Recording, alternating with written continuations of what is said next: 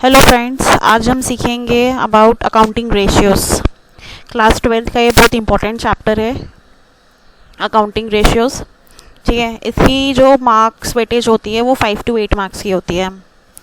Okay, and ये बहुत important topic है। ये आगे भी आपके हमेशा काम में आएगा, वेदर आप कोई भी साइड में जाओगे। रेशियोज़ आर मस्ट, फाइनेंस में, कॉमर्स में। ठीक है, तो ये रेशियोज़ होते ही क्या हैं बेसिकली?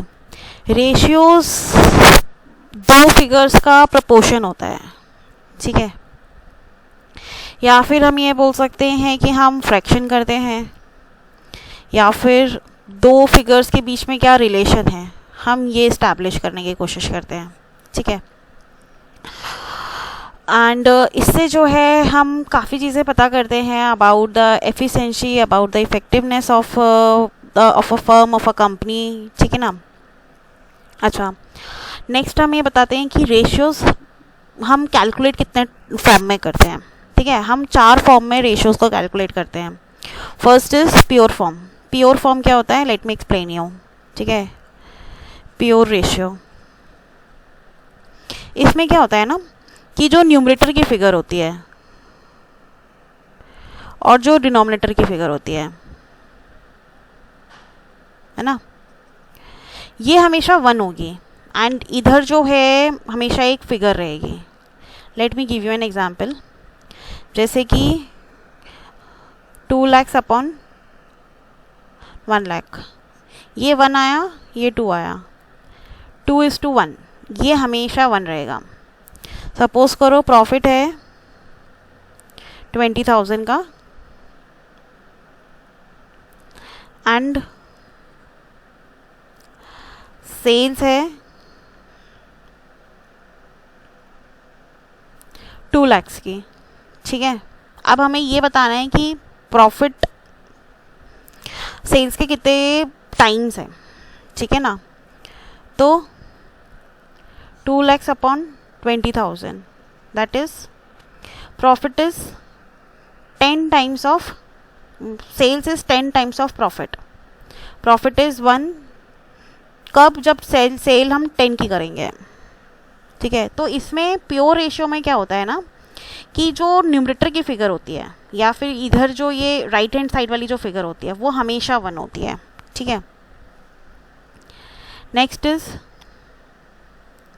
टाइम्स। टाइम्स इज, मैं इसी में आपको समझा दे रही हूँ।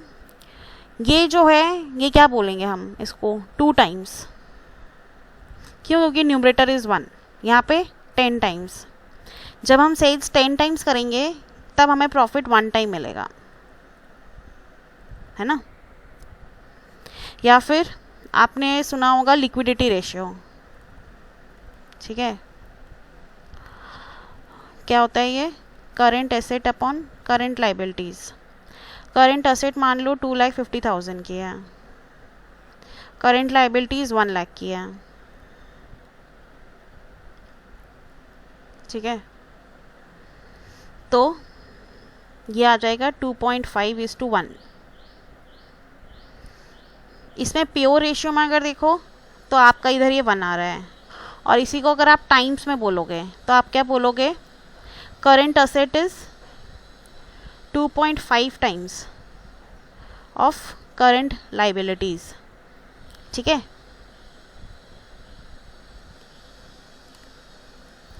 नेक्स्ट हमारा क्या है?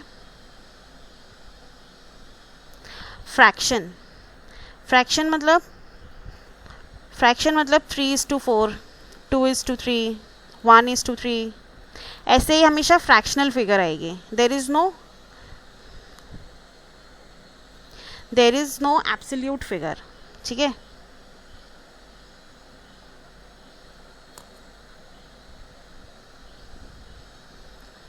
देर इज नो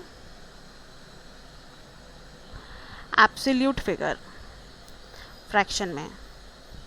हमेशा अगर आप इसे डिवाइड करेंगे तो क्या पोजीशन रहेगी? जैसे 1:3 का, तो 0.333333 हमेशा तो वो फ्रैक्शन में ही जो है ये फिगर जो है आपको एग्जैक्ट वैल्यू देगी। ठीक है, नेक्स्ट इज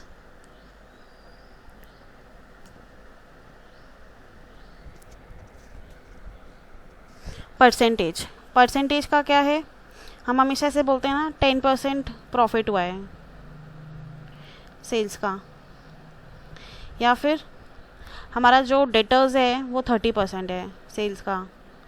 ये जो परसेंटेज फॉर्म में जो होता है ना वो भी एक टाइप का रेशियो ही होता है, ठीक है। तो इस टाइप के 4 टाइप के हम रेशियोज कैलकुलेशन करते हैं क्या, जब हम प्रैक्टिकल प्रॉब्लम्स करेंगे तो और ज़्यादा समझ में आएगा। अच्छा, ऑब्जेक्टिव्स क्या हैं, जब हम ऑब्जेक्टिव देखेंगे तो ऑब्जेक्टिव क्या है इसका, रेशियो एनालिसिस करने का मेन ऑब्जेक्टिव क्या है। हमें एक चीज़ ये पता चलती है कि हमारी बिजनेस का कौन सा एरिया जो है जिसके ऊपर हमें ज़्यादा टेंशन देनी है, जिसके ऊपर हमें ज़्यादा ध्यान देना है, हमें ये पता चलता है, ठीक है ना। और फिर हमें एक चीज़ ये पता चलती है कि हमें कहाँ पे इम्प्रूवमेंट की ज़रूरत है। जब आप ध्यान दोगे तभी आप इम्प्रूव करोगे, है ना। Next is deeper analysis of efficiency of business. Efficiency क्या होती है, इनपुट आउटपुट, हमने कितना इनपुट लगाया उसके अगेंस्ट में हमारा कितना आउटपुट है। ऐसा तो नहीं कि लेबर जो है ज़्यादा टाइम मैन्युफैक्चरिंग में लगा रही है, या फिर हमारे एक्सपेंसेस बहुत ज़्यादा हो रहे हैं एज़ कम्पेयर टू हमारी सेल्स, है ना। इंटरफर्म कंपैरिजन, इंटरफर्म कंपैरिजन क्या होती है कि हमारा खुद का राइवल, हमारा खुद का कॉम्पिटिटर, ठीक है, उसका जो है कितना परसेंटेज निकल रहा है प्रॉफिट का, कितना परसेंटेज निकल रहा है प्रॉफिट का, है ना। या फिर वो कहाँ से ऐसी से कहते हैं परचेजिंग कर रहा है जहाँ से उसका एक्सपेंसेस कमा रहे हैं, तो हमें इंटरफर्म कंपैरिजन करने को मिलती है। Next is useful for making projections and estimates of future. Ratio analysis हमें जो है प्रोजेक्शंस करने में हेल्प करते हैं। प्रोजेक्शंस मतलब सपोज करो कि हमें अपने गोल सेट करने हैं, ठीक है, या फिर हमें अपने ऑब्जेक्टिव सेट करना है कि भाई नेक्स्ट ईयर तो हम डबल सेल करेंगे, तो उसके अगेंस्ट में हमारा कितना जो है करंट असेट होना चाहिए, कितना करंट लाइबिलिटी होना चाहिए, कितना हमारे पास वर्किंग कैपिटल होना चाहिए। इन सब चीज़ों में जो है रेशियो एनालिसिस जब हम करते हैं तब हमें बहुत हेल्प मिलती है, ठीक है ना। इसके एडवांटेजेस क्या हैं, ठीक है, तो इसके एडवांटेजेस हैं helps to understand efficiency of decision. Suppose करो हमने बोल दिया कि हाँ भाई रेशियो एनालिसिस हमने लगाई और हमने जो है बोल दिया कि प्रॉफिट बहुत अच्छा हो रहा है, ठीक है। मैं आपको एक एग्जांपल देती हूँ इसमें, इंट्रा फर्म कंपैरिजन का मैं आपको एक एग्जांपल देती हूँ। एफिशिएंसी ऑफ डिसीजन,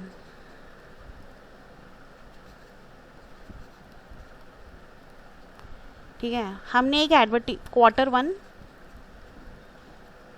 और ये क्वार्टर 2, ठीक है, इसमें सेल्स हुई है 10 लाख की और इसमें हुई है 15 लाख की, ठीक है। एक्सपेंसेस इसमें हैं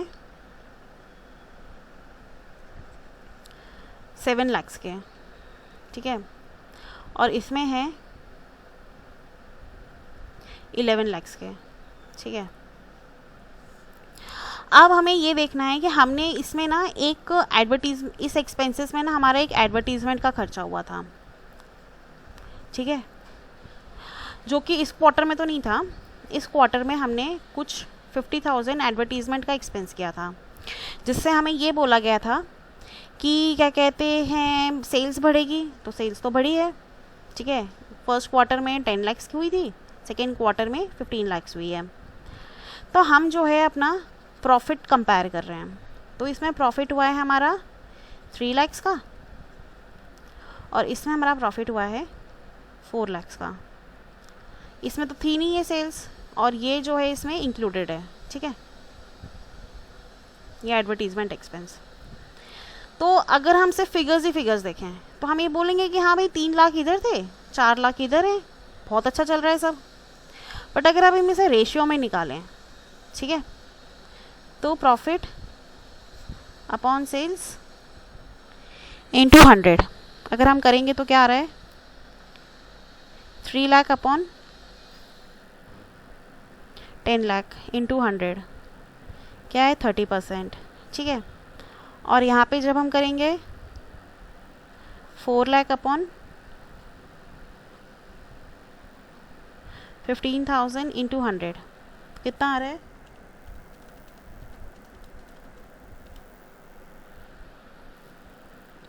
26.67%।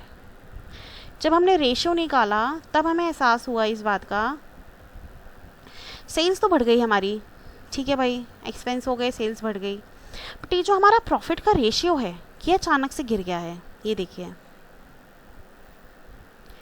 तो इसमें जो है हम ये सोचेंगे कि हमारा जो है ये डिफरेंस क्यों आया है ना, हम एटलीस्ट इस चीज़ में सोचेंगे। तो ये हमें कहाँ से पता चला? ये एफिशिएंसी तो हमें तभी पता चली ना जब हमने रेशियोज यूज़ किया, है ना। तो इससे जो है हमें एफिशिएंसी ऑफ डिसीजन पता चलता है कि हमने जो डिसीजन लिया है वो एक्चुअली सही है या नहीं है। सिंप्लीफाई कॉम्प्लेक्स फिगर्स, ठीक है। अब इसी में अगर आप सोचो, चलो ये तो लैक्स की चीज़ थी, बैलेंस शीट तो क्रोज में होती है, अरब्स में होती है, ठीक है। तो ये जो है ये आपका सिंप्लीफाई करता है, ठीक है। रेशियो एनालिसिस जो है आपका सिंप्लीफाई करता है, helps in comparative analysis. Comparative analysis अभी हमने देखा एग्जाम्पल में, ये वाले एग्जाम्पल में,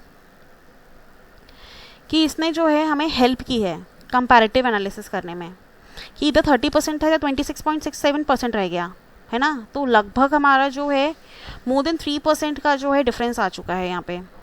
तो हम कंपैरेटिव एनालिसिस कर सकते हैं, और बल्कि अगर हम सिर्फ ऊपर ऊपर से फिगर्स देखते 3 लाख और 4 लाख तो हमें लगता है कि नहीं सब कुछ सही है ना। इसमें जो है बहुत माइन्यूट डिफरेंसेस भी आ सकते हैं। इसमें हम एक्सपेंसेस में जाके ये देख सकते हैं पर्टिकुलर एक्सपेंस कौन सा ज़्यादा हो रहा है, ठीक है। Next is स्वाट